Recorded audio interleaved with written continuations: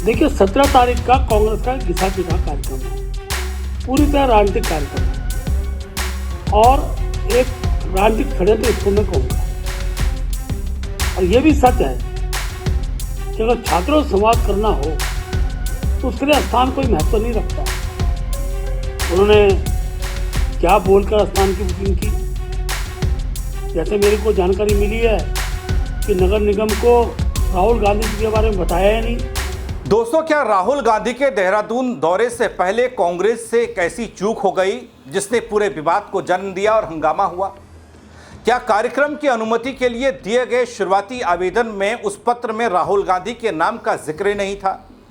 अगर ऐसा था तो इसकी वजह क्या रही, क्या थी? क्या यह महज एक प्रशासनिक लापरवाही थी या फिर कोई राजनीतिक फैसला कांग्रेस का था? मैं आपको बताऊंगा अपने इस रिपोर्ट के जरिए कैसे कांग्रेस की बड़ी गलती कांग्रेस पर पड़ गई है भारी। जहां बीजेपी को बेनकाब करने के लिए हो रही थी राहुल गांधी की एंट्री, लेकिन खुद कांग्रेस वालों ने ही बीजेपी को घेरने का मौका दे दिया। देखिए पूरी खबर। नमस्कार, पहला मैं पंकज रौतेला, आप देख रहे हैं अपना उत्तराखंड न्यूज। दोस्तों, वैसे तो कांग्रेस उत्तराखंड की सत्ता में वापसी के लिए हर वो कोशिश कर रही है जिससे उसका 10 साल का वनवास खत्म हो, लेकिन दोस्तों कांग्रेस खुद की गलतियों की वजह से सत्ता से अपने आप को दूर कर देती है। बल ऐसा मैं नहीं, कई सियासी जानकार मानते हैं और बार बार कहते हैं। लेकिन अब दोस्तों ताजा घटनाक्रम यह कि कांग्रेस के बड़े बड़े दिग्गजों ने राहुल गांधी के छात्रों की गूंज कार्यक्रम को होने से पहले ही विवादों में ला दिया। अब ऐसे में कांग्रेस नेता राहुल गांधी के इस प्रस्तावित उत्तराखंड दौरे, देहरादून दौरे और उनके कार्यक्रम के लिए जो भूमिका बनाई गई थी उस भूमिका पर पानी फिर गया। भले ही कार्यक्रम कहां होगा, स्थान को लेकर विवाद देर रात बड़े हंगामे के बाद सुलझ गया हो, शांत हो गया हो, लेकिन राज्य की राजनीति अब नई दिशा में जा रही है। कांग्रेस जहां सरकार और प्रशासन पर कार्यक्रम को रोकने का बड़ा आरोप लगा रही है, वहीं बीजेपी ने इन आरोपों को पूरी तरीके से निराधार बताते हुए कांग्रेस पर राजनीतिक लाभ लेने के लिए भ्रम फैलाने का आरोप लगा दिया है। देखिए ना, बीजेपी प्रदेश अध्यक्ष महेंद्र भट्ट क्या कह रहे हैं। देखिए 17 तारीख का कांग्रेस का घिसा पिटा कार्यक्रम है, पूरी तरह राजनीतिक कार्यक्रम है और एक राजनीतिक षड्यंत्र इसको मैं कहूंगा। और यह भी सच है कि अगर छात्रों से संवाद करना हो तो उसके लिए स्थान कोई महत्व नहीं रखता है। उन्होंने क्या बोलकर स्थान की बुकिंग की, जैसे मेरे को जानकारी मिली है कि नगर निगम को राहुल गांधी जी के बारे में बताया ही नहीं। अब ऐसी स्थिति में सब व्यवस्थाएं बनाए प्रशासन का काम रहता है। और यह भी सच है कि उत्तराखंड छात्रों को राहुल गांधी की नीयत पर और क्षमता पर कोई भरोसा नहीं है। यह कार्यक्रम, इसकी पहले से स्क्रिप्ट लिखी हुई है, प्रतिभागी पहले से तय है, उत्तर भी पहले से तय है। इसलिए इस प्रकार का ड्रामा करने के लिए जो राहुल गांधी उत्तराखंड आ रहे हैं, उसका कोई असर उत्तराखंड में पड़ने वाला नहीं है। यहाँ की जनता बुद्धिजीवी है, वो जानती है कि चुनावी वर्ष में इन कार्यक्रमों का क्या हर्ष होता है। कांग्रेस हर बार चुनाव के समय गुमराह करने के लिए उत्तराखंड आती है। इस बार जनता उनको सबक सिखाने के लिए तैयार है। तो सुना दोस्तों आपने, कांग्रेस जानबूझकर तथ्यों को तोड़ मरोड़ कर प्रस्तुत कर रही है, पेश कर रही है और जनता के बीच में गलत संदेश देने की कोशिश हो रही है। क्या वाकई में यह है? कितनी सच्चाई बीजेपी के इन आरोपों में है?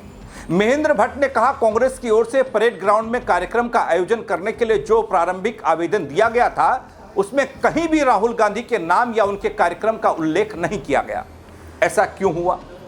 वो कहते हैं कि यदि किसी राष्ट्रीय स्तर के नेता का कार्यक्रम प्रस्तावित था तो उस आवेदन में, उस पत्र में उसका साफ साफ उल्लेख होना चाहिए था। जाहिर सी बात है, होना भी चाहिए। बीजेपी प्रदेश अध्यक्ष के अनुसार दोस्तों कांग्रेस आवेदन में महत्वपूर्ण जानकारी साझा नहीं कर रही, नहीं करती, यहां भी नहीं किया और प्रशासनिक प्रक्रिया को राजनीतिक रंग देने की कोशिश हो रही है। क्या वाकई में? आगे मैं सवाल करूंगा, उन सवालों के जवाब क्या होंगे वो आप तय करिएगा। लेकिन दोस्तों कांग्रेस का क्या कहना है वो आपको पहले दिखाना चाहता हूं। मैं प्रदेश की जनता को आप सबके माध्यम से ये बताना चाहता हूं कि आदरणीय राहुल गांधी जी के कार्यक्रम के लिए परेड ग्राउंड की परमिशन हमें 2 दिन पहले मिल गई थी।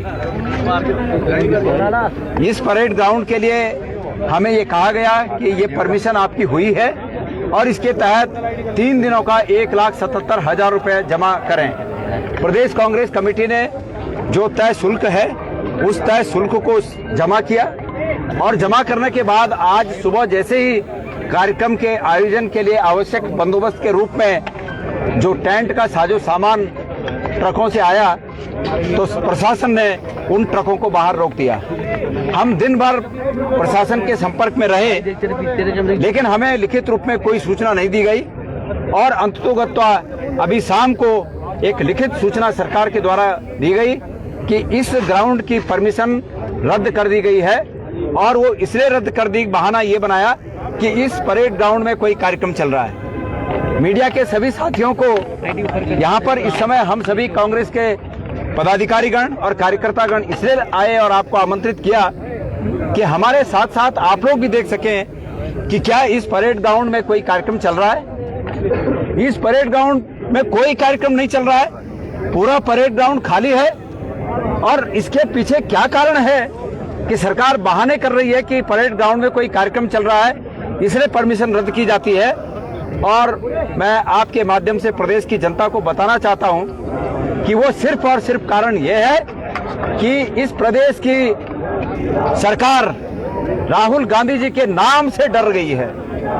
राहुल गांधी जी की संभावित उपस्थिति और छात्रों को उनके द्वारा संबोधित किए जाने के स्थिति में सरकार अपने को असहज पा रही है। सरकार ये समझ गई है कि राहुल गांधी जी ने प्रदेश की सरकार की और केंद्र की सरकार के मन की बात को वास्तविक रूप में सच्चाई के साथ इस देश की जनता और इस प्रदेश की छात्रों के सामने यथा स्थिति जो सत्य है उसको उकेर दिया है, रख दिया है। और इससे डरकर इन्होंने ये जो संभावित कार्यक्रम था इसमें बाधा डालने के लिए परमिशनें रद्द की। हम अंततोगत्वा ये दिखाने के लिए सिर्फ आप लोग को लाए हैं। मैं प्रदेश की जनता से ये वादा करता हूं कि कार्यक्रम देहरादून में होगा। हमें ये कहा गया कि आप अपना कार्यक्रम छोटी जगह पर करें, कम स्थान हमें दिया गया, हम उस कार्यक्रम को करेंगे। बड़ी सी बड़ी संख्या में छात्र जुटेंगे लेकिन छात्रों के हित में कोई व्यवधान पैदा न हो और कोई इस प्रकार की बात न हो कि हमारा पुलिस से कोई आपस में उलझन है। इसलिए छात्रों की हित को देखते हुए, उनकी सुरक्षा को देखते हुए हमने ये तय किया है, कांग्रेस की लीडरशिप ने ये तय किया है कि हम अब जो दूसरा स्थान हमें बताया गया है हम वहां पर कार्यक्रम करेंगे, विधिवत करेंगे। भारी संख्या में छात्र वहां पर राहुल जी को सुनने के लिए आएंगे। लेकिन ये सरकार ये याद रखे कि जो जुल्म वो विपक्ष पर और इस प्रदेश की जनता पर अपनी तानाशाही के चलते, छात्रों पर जो जुल्म अपनी तानाशाही के चलते ये सरकार जो कर रही है, इस जुल्म को याद रखे और इतिहास अपने को दोहराता है। 1 साल बाद, 6 महीने बाद इस चीज से उनको भी रूबरू होना पड़ेगा। जो सितम उन्होंने ढाए हैं उन सितमों के लिए वो भी तैयार रहें। यही मैं मीडिया के माध्यम से आप लोगों को कहना चाहता हूं। धन्यवाद। दोस्तों, कांग्रेस के कार्यक्रम को परेड ग्राउंड में नहीं होने देने को लेकर तमाम तर्क, तमाम सवाल है और इन सवालों के बीच देहरादून में राहुल गांधी के प्रस्तावित कार्यक्रम छात्रों की गूंज है, नया विवाद है। बीजेपी कांग्रेस पर तथ्यों को छिपाने और भ्रम फैलाने का आरोप है, जबकि कांग्रेस प्रशासन पर राजनीतिक दबाव में काम करने का आरोप लगा रही है। लेकिन दोस्तों, जहां स्थानीय प्रशासन से कांग्रेस से सवाल किया गया कि क्यों कांग्रेस के बड़े नेता को परेड ग्राउंड में कार्यक्रम की अनुमति नहीं दी गई, उसी तर्ज पर उसी तरह से कांग्रेस से भी कई सवाल किए जा सकते हैं। दोस्तों, राहुल गांधी सिर्फ कांग्रेस के बड़े नेता नहीं हैं, लोकसभा में नेता प्रतिपक्ष, और उनका सुरक्षा का प्रोटोकॉल कितना महत्वपूर्ण है और कितना जरूरी है और कितना मजबूत है, क्या इस बात का तनिक विज्ञान कांग्रेस वालों को नहीं था? क्यों कांग्रेस ने कार्यक्रम के अनुमति पत्र में राहुल गांधी के नाम को छिपाया या दर्ज नहीं किया? क्यों छिपाना चाहती थी कांग्रेस? दोस्तों, कार्यक्रम छात्रों की गूंज का पता नहीं, लेकिन लगता है उत्तराखंड की सियासत में इस नए विवाद की गूंज आगे तक सुनाई जरूर देगी और जिसकी शुरुआत लगता है हो चुकी है। अब इसके पीछे क्या वजह है, क्या तर्क है, ये बात कांग्रेस वाले बताएं कि उस अनुमति पत्र में क्यों कांग्रेस ने राहुल गांधी के नाम का जिक्र नहीं किया। दोस्तों, कई तरह की सुरक्षा घेरे में राहुल गांधी रहते हैं, नेता प्रतिपक्ष होने के नाते लोकसभा में, और उसके लिए बाकायदा पहले से तैयारियां होती हैं। लेकिन उस पत्र में, जिस पत्र में राहुल गांधी के इस छात्रों के गूंज कार्यक्रम के लिए अनुमति मांगी गई, उसमें राहुल गांधी का नाम ही नहीं, जिक्र ही नहीं। तो फिर कार्यक्रम की अनुमति प्रशासन दे तो दे कैसे? मौका मिल गया बीजेपी को भी घेरने का, इसीलिए तो बीजेपी वाले कहने लग गए कि भ्रम की सियासत कर सत्तासीन होना चाहती है कांग्रेस और जनता बखूबी जानती है। बल क्या वाकई में जनता ये जानती है? क्यों आखिर कांग्रेस राहुल गांधी के नाम को छिपाना चाहती थी? इसके पीछे की वजह क्या हो सकती है? शायद सियासत बाद में जवाब दे, लेकिन आप लोग जवाब देने के लिए स्वतंत्र हैं। आप बता दीजिएगा कि आखिर पत्र में नाम न होना किसकी गलती है, कितनी बड़ी चूक है, और उसके बाद ये हंगामा होना। कमेंट के जरिए बताइएगा। दोस्तों, शेयर कीजिएगा खबर को ताकि और लोग देखें, वो भी बता पाएं। फेसबुक पर देख रहे हैं, फॉलो जरूर कर लीजिएगा। यूट्यूब पर नए हैं या सब्सक्राइब नहीं किया है, वो भी जरूर कर दीजिएगा। मेरे साथ जुड़ने के लिए आप सबका बहुत शुक्रिया। जय उत्तराखंड। देखिए, 17 तारीख का कांग्रेस का घिसा पिटा कार्यक्रम है, पूरी तरह राजनीतिक कार्यक्रम है और एक राजनीतिक षड्यंत्र इसको मैं कहूँगा।